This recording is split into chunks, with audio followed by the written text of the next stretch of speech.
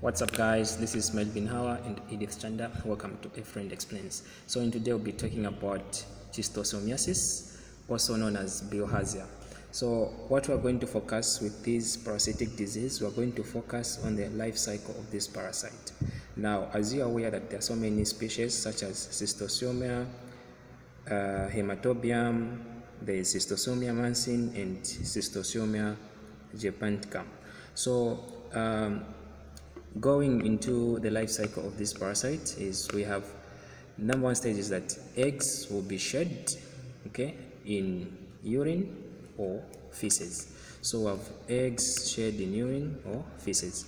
So what happens is these eggs now, okay, they will hatch. So when they hatch, they will release something which is called Bilharzia. Now when this Bilharzia is released, it will find a snail tissue, a host.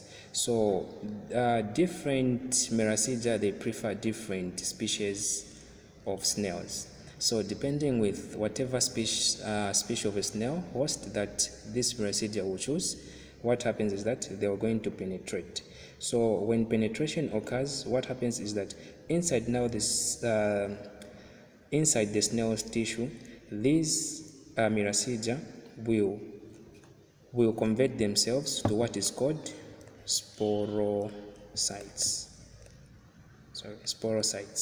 So when these they form, like it is a successive generation type, like then stage number 5 is that these sporocytes, they will form themselves into something which is called cercaria.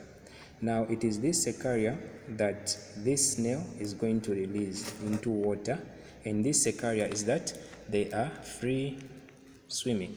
So meaning they develop a tail-like, okay? So they develop a tail-like. So when they develop a tail-like, they are called a cercaria, meaning from the sporocytes, then they develop a tail and becoming a free swimming.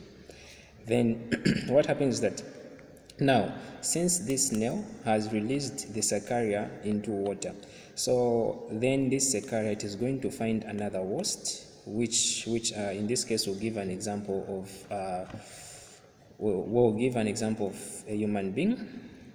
Okay, so this cercaria is going to penetrate the skin of a human being. Okay, so when it penetrates the skin of a human being, what happens is that the cercaria will lose its tail. Okay, so there will be, before this stage, there will be what is called, as it is penetrating the skin of a human being, there will be loss of a tail from the cercaria. So when the cercaria loses its tail, it becomes a what? A schistosomia, something like that. I don't know how you pronounce it. So it is, it becomes this, the schistosomia inside the human host. So inside the host, in this case, we're talking about the human host. So now these now schistosomia, they become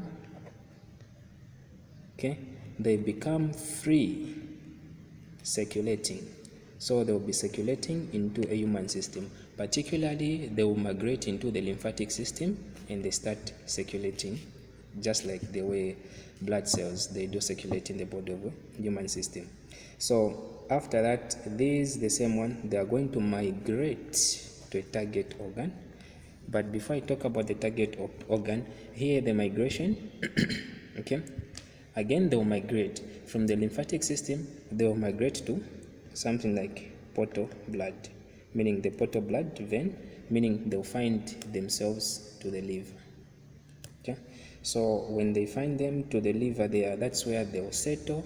Okay, so this is a liver, so this is where they'll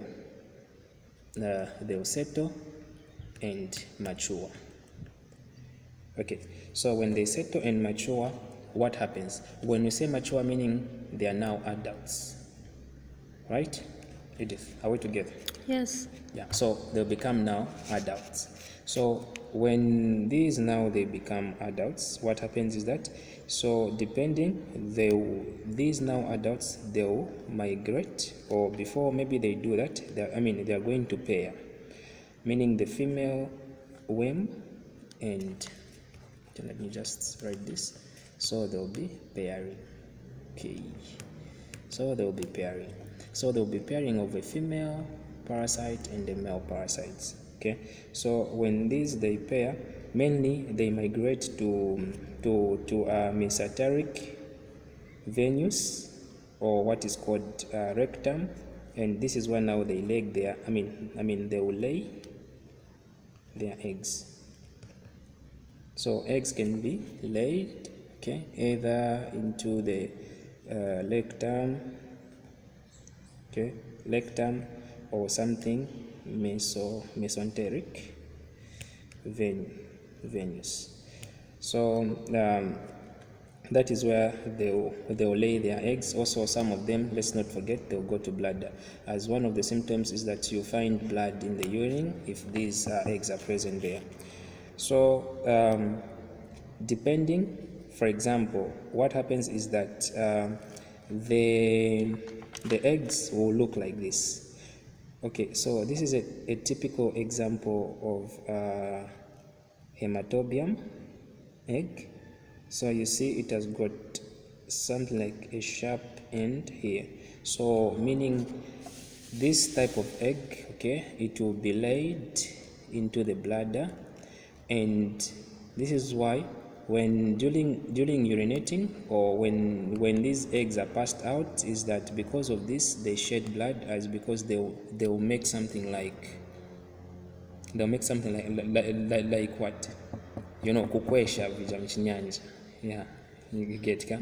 Yeah, so this is sometimes why it becomes also painful when urinating to people that, you know, they shed this. Yeah, and another type of for example, I will give there's this also type of an egg. This one is called japonicum.